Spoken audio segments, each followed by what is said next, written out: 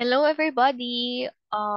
Today we're going to discuss about the last chapter in part one, which is all about understanding yourself and others. So we're going to discuss about personality and values. So to give you a recap of what we have discussed last time, uh, our topic was about emotions and moods, and one of the sources of emotions is actually personality. So this topic is actually quite interesting. And one of the forum discussions that I asked you is to share your personalities, type of personalities. Ayan. So, to give you an idea of what we are going to discuss today, these are the learning objectives. Number one is to describe differences between person job fit and person organization fit.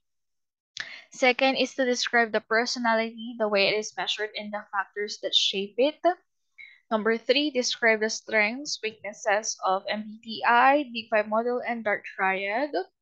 Discuss how concepts of CSE, self-monitoring, and proactive personality contribute to the understanding of personality.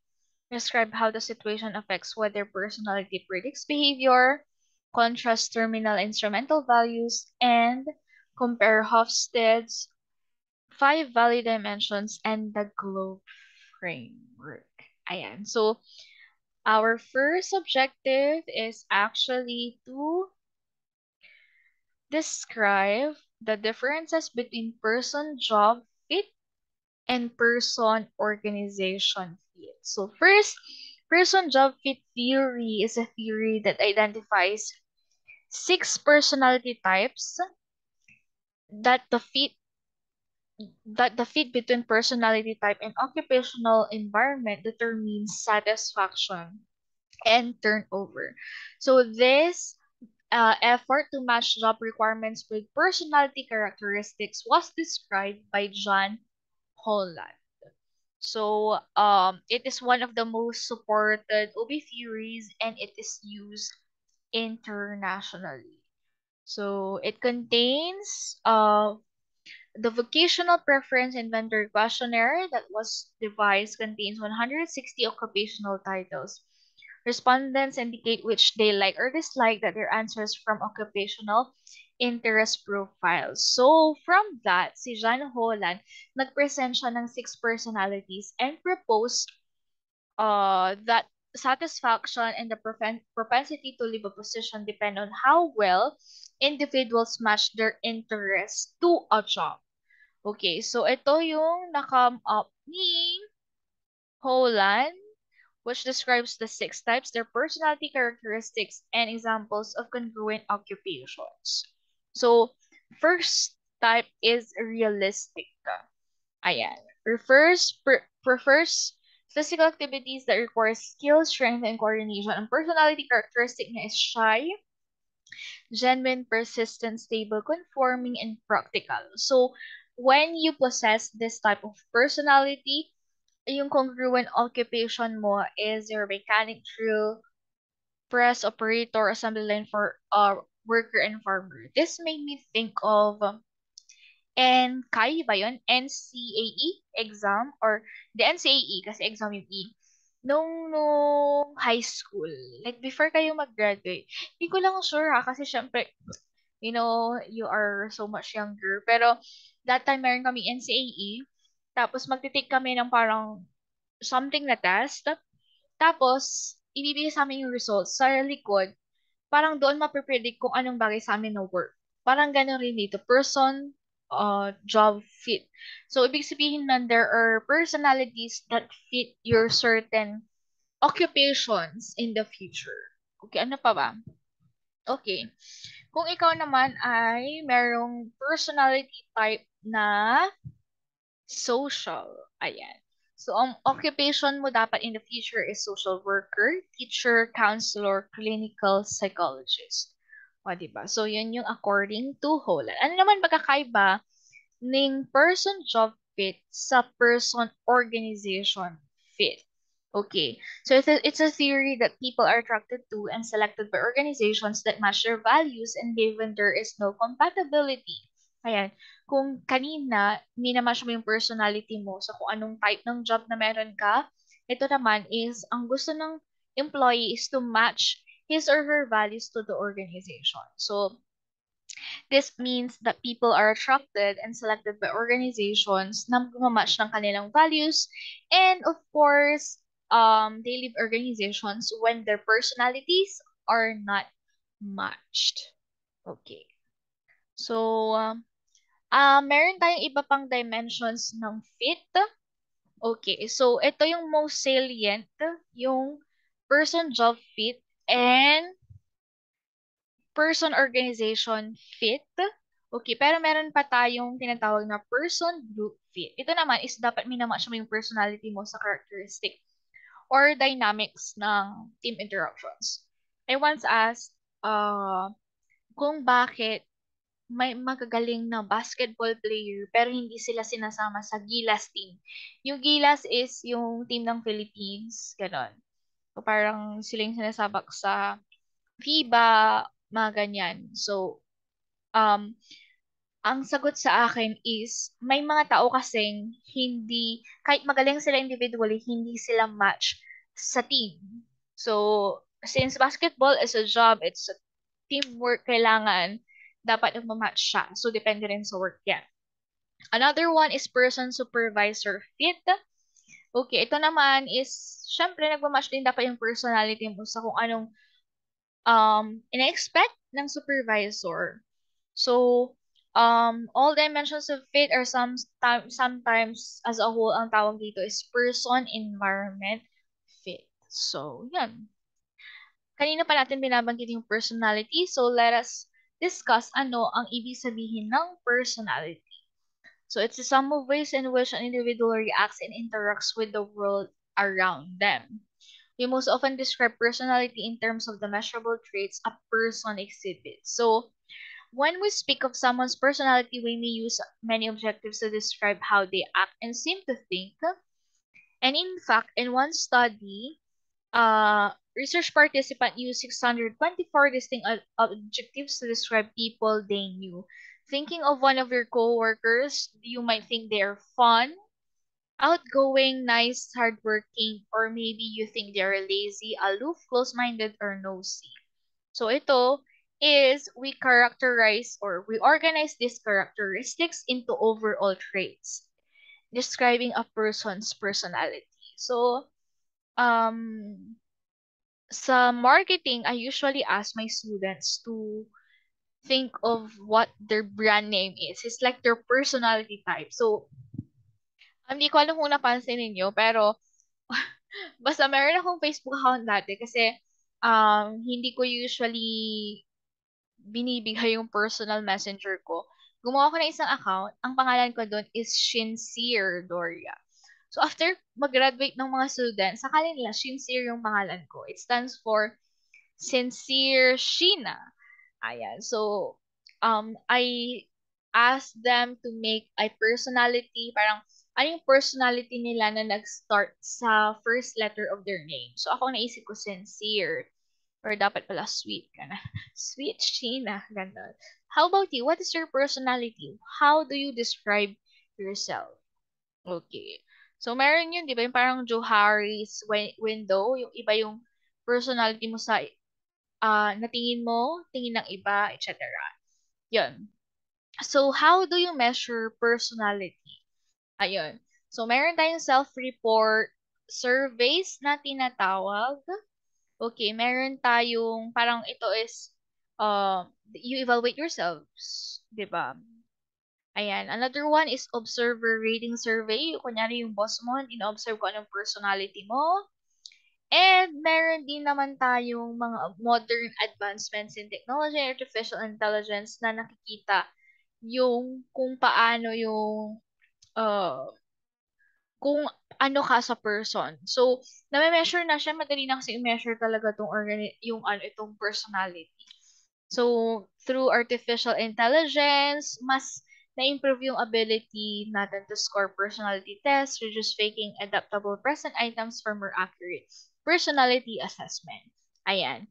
Lagi ko tong narinig sa K-drama, sa sa K-drama, tatanungin nila, what's your MBTI? Ganyan. So, it's actually your Myers-Briggs type indicator or your personality type. It is the um most common, most widely used personality assessment instrument in the world.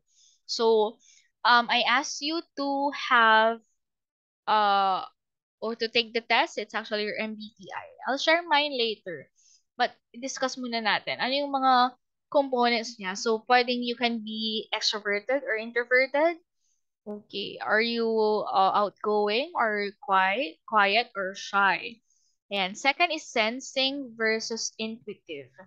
So, ang sensing are practical and prefer routine and order. They focus on details. Ayan, yung intuitives naman rely on unconscious processes and look at the bigger picture. Okay. Ito yung lagi kong binabanggit earlier, yung thinking and feeling. Thinking types use reason and logic to handle problems. Feeling types rely on their personal values and emotion. So, ano yung sabi ko earlier?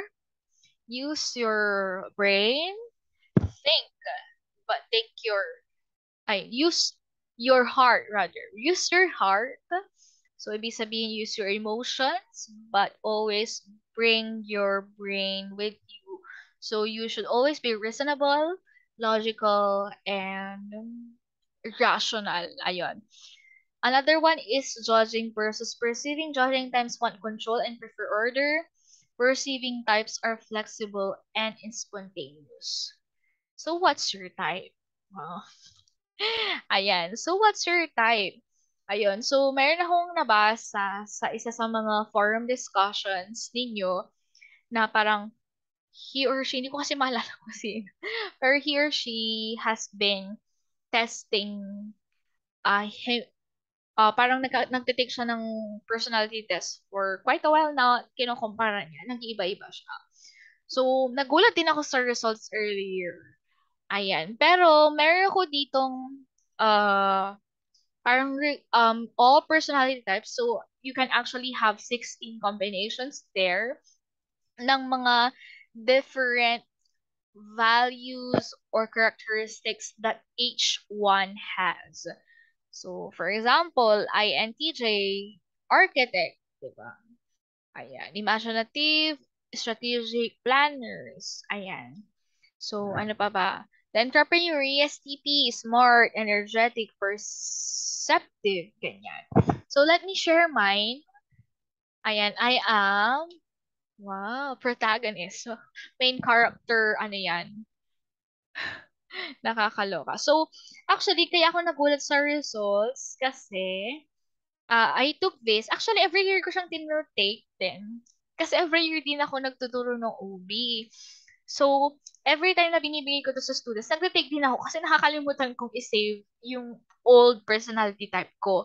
Kaya lang hindi ko mahanap yung last year. So, I have here yung tinake ko na October 2020. O, diba? 2 years after, I am actually an advocate. 2 years ago, I am INFJ. Ayan, hanapin natin ang INFJ dito. Ayun, the advocate, quiet, mystical, and idealist. Diba? I always treat myself as an introvert. Pero, nagulat ako na, oh my God, extroverted na pala ako. Ayan. Pero as you can see, sobrang liit lang talaga ng agwat nila. Like 48 introverted, 52% extroverted. So, dati, as in super introvert ako. Pero, siguro nitong mga nakaraan, naging mas, ano ba, mas social ba ako. Kaya nagkaroon nito siguro. So, but still, I am still, but still, I am NFJT. Ang nabago lang talaga is yung first letter. Ayan. So, itong ENFJT, ayan, yung mga protagonist daw is, ang pinakasikat daw dito ay sila Barack Obama and Oprah Winfrey. Ayan, sino bang mga sikat na mga artista or personalities that you have similar personality types? So, naniniwala ba kayo na nagkakaroon ng matching? Parang a job requires a certain personality type. What do you think? Okay. Like for example, as an artist, what personality type does it require? Okay, or if you're a teacher, ano ba dapat ang personality type na dapat pinapossess mo? 'Di ba? So interesting. So meron ako ditong article na and you have to check this, nilagay ko yung link. Ano yung personality types per job na kailangan. Okay? So, just to give an idea, since iba yung nakalagay dito, meron din akong nakita dito na, ano ba, yung mga examples ng personality types and their match sa, sa jobs. So, for example, INFJ. Okay. Thoughtful, creative people driven by firm principles. You should parang ang match daw sa'yo is therapist, mental health counselor, social worker, HR diversity manager, customer relationship manager, organization development consultant. Okay. For the extroverted people, ito naman yung current ko yung protagonist. Natural leaders who are logical, analytical, and good strategic planners, executive, lawyer, market research analyst. Uy, gusto ko to. Ano ko to, dream job ko dati to. Management or business consultant, which I am. Hindi. And of course, venture capitalist. So, kayo, ano yung ideal job nyo? Does it match your personality type? Ayan. So, meron tayo ditong model, yung tinatawag nating Big Five personality model. Nagpropose siya ng five basic dimensions that encompass most of the differences in human personality. So, it is summarized in this one. Okay. First is emotional stability. Okay, pero kung makikita nyo, walang emotional stability dito. More on neuroticism. Ayan. So, emotional stability, ability to withstand stress, self-confident versus anxious. So, bakit nga ba relevant na meron ka nito? Because, di ba, you think less negative, you have fewer negative emotions, you are not vulnerable to stress. So, does it affect higher job and life satisfaction, lower levels of stress? Pag extroversion naman, dapat daw is yun nga, yung big five, comfort level with relationships. Kasi nga, di ba, if you want to be a manager, lahat yan kailangan mo ng human skills. Lahat ng mga type ng managers kailangan is sociable. Ayan. So, better interpersonal skills, higher performance, enhanced leadership. Okay, another trait is yung openness to experience. Ikaw ay open to something new, 'di ba? Are you the creative one or traditional one? Mas okay daw talaga na you challenge the current norm. So why is it relevant? Increased learning, more creative, more flexible and autonomous, and it affects your training performance and more adaptable to change. Ayan. Agreeableness is propensity to differ to others. Ayan. Better like, more compliant, conforming, higher performance, and low level of deviant behavior. Pero syempre, ako, kasi nasabi ko mismo na, not everything you should agree to lagi. Kasi, syempre, you should always challenge kung ano yung alam mong tama.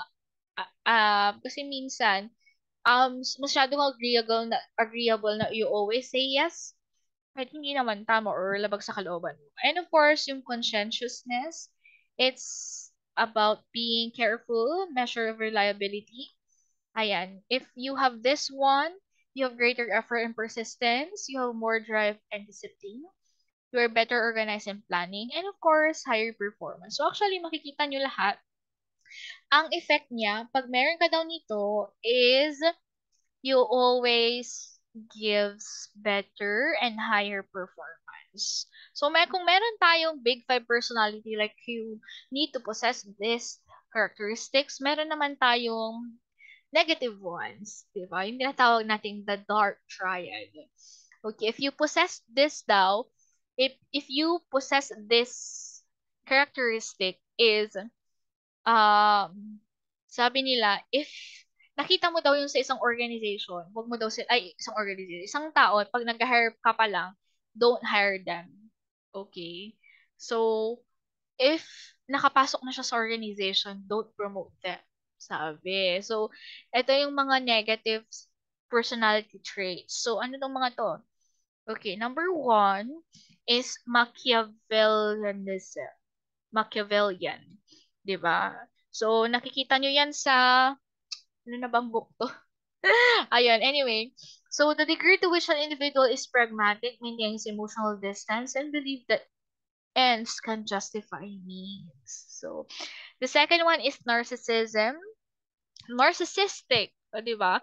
Ay, masyadong narcissistic yung mga generation ngayon. Yung ganun na stereotype. Okay, pero it's a negative connotation kasi. It's the tendency to be arrogant, have a grandiose sense of self-importance, require excessive admiration, and have a sense of entitlement. Hmm. Kaya naging issue yung sa mga millennials kasi sabi nila narcissistic daw, even the Gen Zs, ganyan. And last na characteristic that you should avoid is yung psychopathy. Ayan, psychopath. O, di ba? The tendency for a lack of concern for others and a lack of guilt or remorse when actions cause harm. Nakakatakot, no? Ano ba? Can you think of people na meron nito? Feeling ko may ninaisip tayo every time, di ba? Okay. So, ito yung 15 signs of dark character. Yung sinasabi ko pala kanina, if you can avoid it, don't hire them. If you have them, don't promote them. O, di ba? Yan. Ito yung mga signs daw. If you're the future manager, ito yung mga signs na hindi mo sila i-hire. Number one, exaggerating or falsely taking credit. Actively promoting themselves. Oh, narcissistic. Being aggressive after negative feedback. Showing selfish perspective with a choose your battles mindset. Oh. Dark, ano pala yun? Toxic trait pala yun. Trying to control or minimize other people's influence, not sharing knowledge, making bold or risky decisions without regard to rules or ethics. Yun. So, meron tayong 15 signs dyan. Okay. Other personality attributes relevant to OB, yung core self-evaluation, self-monitoring, and proactive personality. So, isa-isahin natin. Okay, yung core self-evaluation class, represents the fundamental appraisals individuals make about their self-worth and capabilities. So, ibig sabihin nito, kapag mataas yung core self-evaluation mo, naniniwala ka sa own and innate competence mo as a person, as a worker, as an employee. So it's about believing in one's inner worth and competence. So it represents a stable personality construct, including individual subconsciousness and evaluation of one's own abilities and self-control. Okay, di ba? So, goal natin na magkaroon ng greater core self-evaluation. Another one is self-monitoring. Ito naman, gusto ko rin magkaroon nito kasi it actually describes an individual's ability to adjust behavior to external situational factors. So, this measures an individual ability to adjust their behavior, lalo na kapag nagkaroon ng biglaang situations na nakakapag-adjust ka lagi. Kumbaga parang ito yung um parang kang chameleon na nakakapag-adjust sa environment mo. So they are highly sensitive to external cues and can behave differently in varying situations. Kasi madalas when you are in your comfort zone, kahit na it needs you to change, hindi ka mag-change kasi nga comfortable ka na. Pero when you are a self-monitored person or mataas yung parang high self-monitoring mo or high self-monitors ang tawag sa mga taong ganun is kaya nilang mag-adjust kung nagkaroon ng changes. Okay. Yun. So, another important personality attribute ay yung proactive personality. Ang proactive personality, when compared to reactive, is this one. Ang proactive, kaya siya proactive is you prevent problems before they arise. Preventive, kumbaga. Pag reactive is you react to a problem. Doon na siya. Okay, so people who identify opportunities, show initiative, take actions, and persevere until meaningful change occurs. Ayan. So, another one yung personality personality situations, meron tayong dalawa class. Yung situation strength theory and trait activation theory. Itong ibig sabihin nito is pinopropose niya yung the way personality translate to behavior. Kasi sabi natin, di ba, personality is merong effect talaga sa behavior. Your behavior will depend on your personality sometimes. Pero, kung gaano kagrabe yung reaction or yung effect sa behavior ay depende sa situation strength. So, it means the degree to which norms, cues, or standards dictate appropriate behavior. So, sometimes may mga strong situations na it allows us to show yung right behavior, pressure us to exhibit it, or discourage wrong behavior. Okay. So, meron namang weak situations na kahit ano, anything goes. Thus, we are feared to express our personality in behavior. Okay, so sabi dito, personality traits better predict behavior in weak situations than in strong ones. Okay, kasi pag weak situations, lumalabas talaga yung totoong personality mo, pero at napapredict niya yung behavior mo based on personality. But then, kapag mga situation strength or mas worse na situation, not necessarily na dahil sa personality mo is mag-iba yung behavior. Okay. So, another one class is yung trait activation theory natin. Yung isa naman is dependent sa situation strength. Ito is merong mga nag-activate na trait natin depende sa situations. Like, alam mong nurturing siya in person, pero kapag kinakaaway na yung friends niya or family niya, na-activate yung roar, lioness in him or her, ganon. So, ibig sabihin, trait activation behavior yon. We can foresee which jobs suit certain personalities. So, for example, commission-based compensation plan would likely activate the extroversion trait because extroverts are more reward sensitive than, say, open people. Conversely, and jobs that encourage creativity, differences, and openness may better predict desired behavior than differences in extroversion. Ayun, so yan yung sa tungkol sa personality. So, ang title nga ng chapter natin is all about personality and values. Another topic that is greatly related also to personality and very important in OB are your values. Okay. Alam niyo ba, meron ako nakitang definition. It really makes sense. So, mayroong simple book na define niya yung value as something that, uh, value is the importance you attach to people or things. Like literal translation, something that you value.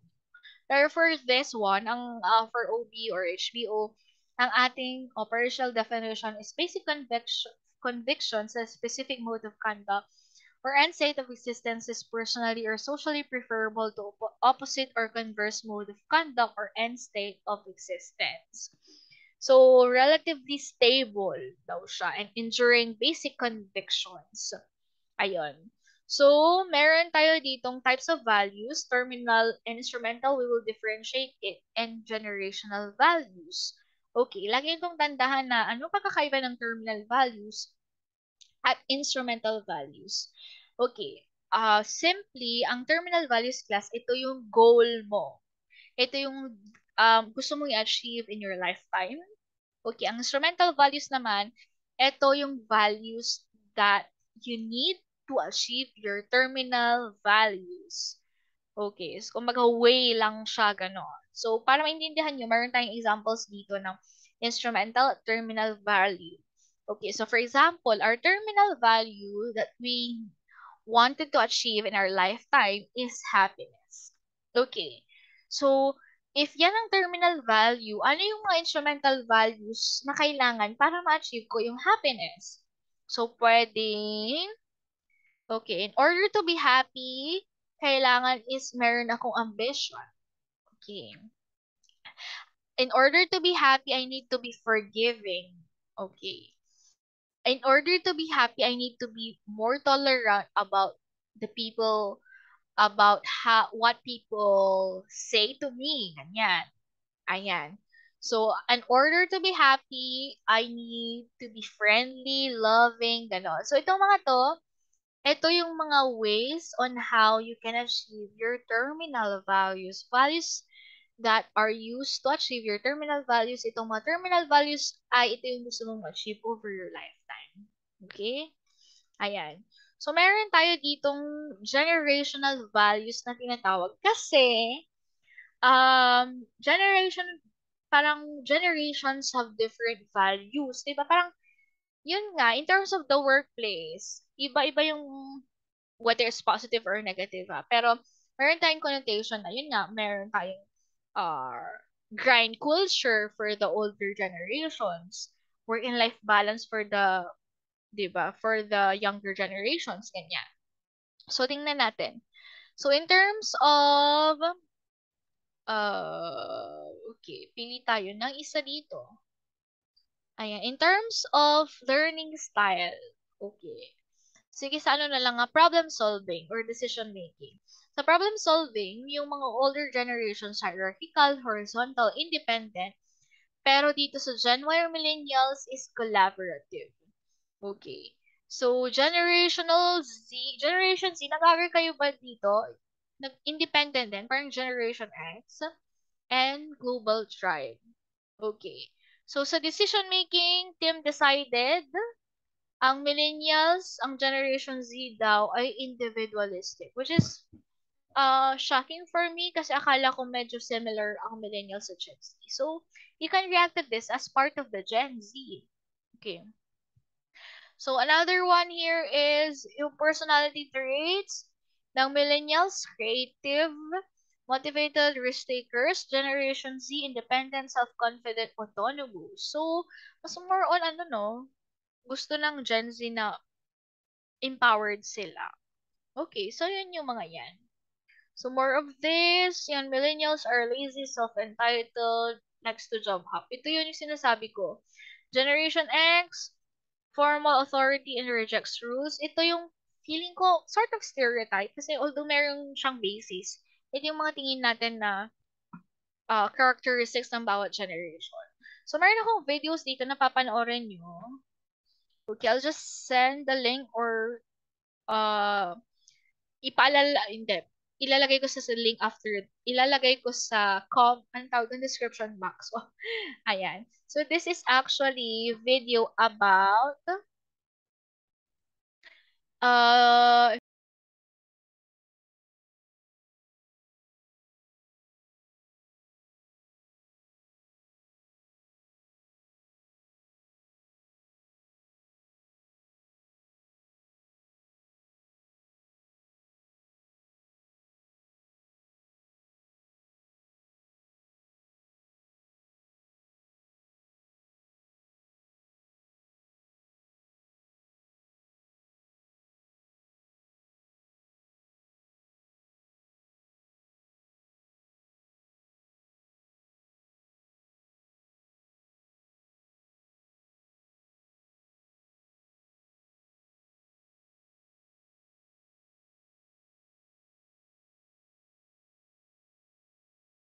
yung music. Anyway, so I'll just send the link to you.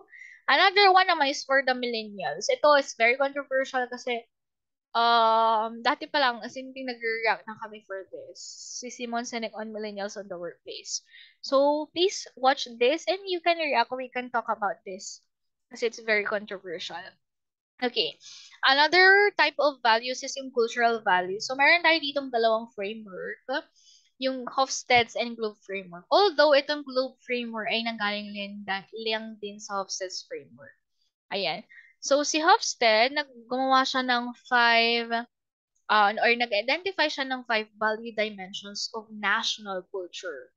Okay. So, number 1 is power distance. It describes the degree to which people in a country accept that power in institutions and organizations is disturbed unequally. Ang ibig sabihin, pag mataas yung power distance, is nagkakaroon ng large inequalities of power and wealth. Kaya siya distance. Distance sila. Okay. Another dimension is yung individualism and collectivism. Okay. So, individualism is, di ba, you prefer to work as individual. Ito naman collectivism is you prefer to work in um as a group. Okay, next is masculinity. Ayan, favors masculine roles such as achievement and power and control, and opposed to viewing men and women as equals. Yun yung kakaiba nila. Another one is uncertainty avoidance. The degree to which people in a country prefers is structured over unstructured situation. So, nagkakaroon ng certainty avoidance. And yung long-term and short-term orientation. So, the degree of society's devotion to traditional values. So, if you want to read this, you can look at our reference book for more information. Okay, pero ito yung dimensions ni Hofstede. At, by the way, itong si GLOBE, ang ibig sabihin nun is Global Leadership and Organizational Behavior Effectiveness. So, it's a research program in an ongoing cross-cultural investigation of leadership and national culture. So, gumamit sila ng data from 951 organizations in 62 countries, and ginamit nila yung as a basis yung Hofstede's dimensions to identify the 9 dimensions in which national cultures differ. So, may rami tayo dyang mga nadagdag, di ba? At nabago rin from Hofstede's. Okay, so that's the end. To summarize our discussion, personality matters to OB, of course. It does not explain all behavior, but that's the stage. So, madalas na dictate ang behavior depende rin sa personality. So, Big Five has a particular important investment, although dark trait and other traits matter as well. Every trait has disadvantages and advantages for work behavior, and personality can help you to understand why people, including yourself, acting and feel the way they do. Ayan. So, naalala ko na naman yung mga yung mayroon akong office mate dati na para siyang tuod. Or ano bang tawag doon? Yung resting bitch face siya lagi. Because that's her personality. Di ba? Ibig sabihin nun, you cannot judge na masungit siya, ay ito, hindi marunong makisama because ganun na siya eh. Ganun yung personality niya. So, you understand people through their personalities. So, ano pa? So, in terms of values naman, often underline explain attitudes, behaviors, and perceptions. Values tend to vary internationally along dimensions and can predict organizational outcomes. However, tanda natin to, an individual may or may not hold values that are consistent with the values of the national culture. Okay. With all of this, ano ang ating implications? Ayan, number one, consider applicants and employees fit to job and organization in employment decisions.